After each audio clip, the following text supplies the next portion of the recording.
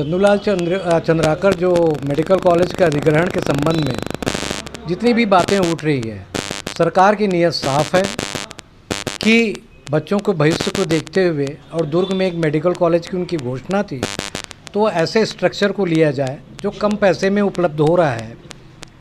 निश्चित ही उसका मूल्यांकन काफ़ी कम होगा जो सरकार की योजना में 600-700 करोड़ का होता है। तो इस तरह से सरकार ने अपने एक दृष्टिकोण बनाया है और बच्चों के भविष्य को देखते हुए चंदूलाल चंद्राकर प्रबंधन ने निवेदन किया कि आपने घोषणा की है दुर्ग जिले में एक मेडिकल कॉलेज आना चाहिए, और उसके लिए तो हमने साधुवाद देते हैं हम माननीय मुख्यमंत्री जी का कि उन्होंने चंदूलाल चंद्राकर मेडिकल कॉलेज को अधिग्रहित करने का जो घोषणा की और उस आधार पर ये प्रक्रिया प्रारंभ हुई। ये एक पक्ष हुआ। दूसरी बात, विभिन्न प्रकार के इसमें विवाद की स्थिति आ रही है जो अमित चंद्राकर ने कोर्ट में लगाया है। उस संदर्भ में मैं चूँकि कोर्ट में कोई विषय विचाराधीन है तो उस पर मैं कोर्ट का अनादर नहीं कर सकता, उस पर कोई टिप्पणी नहीं करूँगा। रही बात माननीय ज्योतिरादित्य सिंधिया जी ने जो आरोप लगाया है कि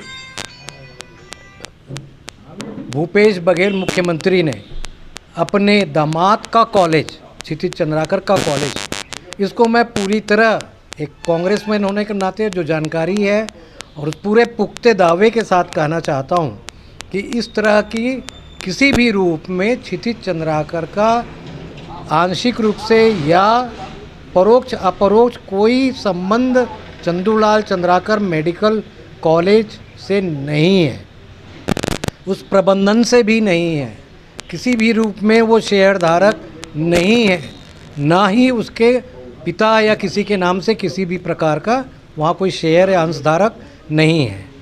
दूसरी बात, हम माननीय ज्योतिरादित्य सिंधिया जी से हम स्पष्ट तौर पे आपके माध्यम से कहना चाहते हैं कि उन्हें यह कथन वापस लेना चाहिए, क्षमा याचना करनी चाहिए कि इस तरह से माननीय मुख्यमंत्री जी को कुछ भी कहकर बदनाम करने की जो उनकी साजिश है उसे वो लें, अन्यथा वो सार्वजनिक क्षमा मांगकर अपनी बात को समाप्त करें। लोन में कोई विवाद होता ही नहीं, सरकार की छवि धूमिल हो रही है। नहीं, कोई छवि धूमिल होने की बात नहीं। कोई भी प्रबंधन यदि लोन लेकर कोई इंस्टीट्यूट बनाता है और नहीं चला पाया तो बैंक अपनी कार्रवाई करती है, उसमें विवाद क्या है? एक नहीं 50 उसमें जो उन्होंने कुर्की डिग्री की या एनपीए किया वो बैंकिंग प्रक्रिया है, उसमें विवाद क्या होता है? ये अमित चंद्राकर की नीयत होगी। अमित चंद्राकर की नीयत ये हो सकती है कि चंदूलाल चंद्राकर जी के नाम जहाँ भी हैं उसको डिफे मंशा दिखती है, क्योंकि वो 2 मार्च 2021 को जो रमन सिंह जी भी बोले विधानसभा में ध्यानाकर्षण या कुछ था, जो भी था उसके डायलॉग्स देख लीजिएगा, उस कार्रवाई को आप देख सकते हैं।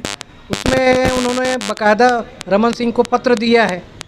इसका मतलब है वो उनसे मिलकर कुछ साजिश कर रहे हैं। चंदूलाल जी के नाम से जो इतना बड़ा इंस्टीट्यूट है उसको चलाने के लिए जो चला रही थी अब नहीं चला सके, इसलिए सरकार से अनुरोध किए कि भाई कम से कम सरकार ले ले तो बच्चों का भविष्य और चंदूलाल चंद्राकर जी का नाम स्थापित रहेगा, उसकी रक्षा होगी, उसकी स्मृति चिर स्मृति को हम बनाए रखेंगे।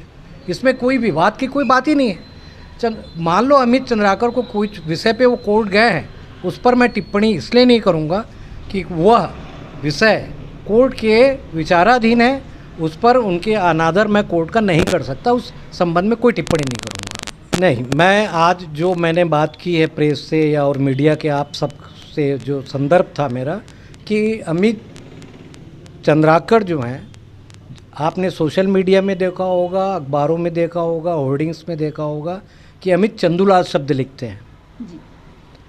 मेरी गहरी आपत्ति है कि इससे आभास ये होता है कि वो चंदूलाल जी के पुत्र हैं।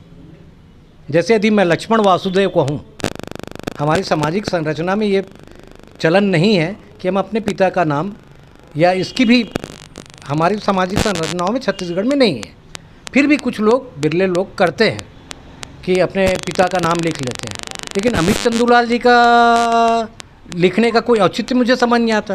निसंदेह वो फ्रॉडेंट करते हैं। और दूसरी बात ये है कि वो ये भ्रम का वातावरण बना रहे हैं कि चंदूलाल जी गृहस्थ थे, जबकि चंदूलाल जी अविवाहित हैं।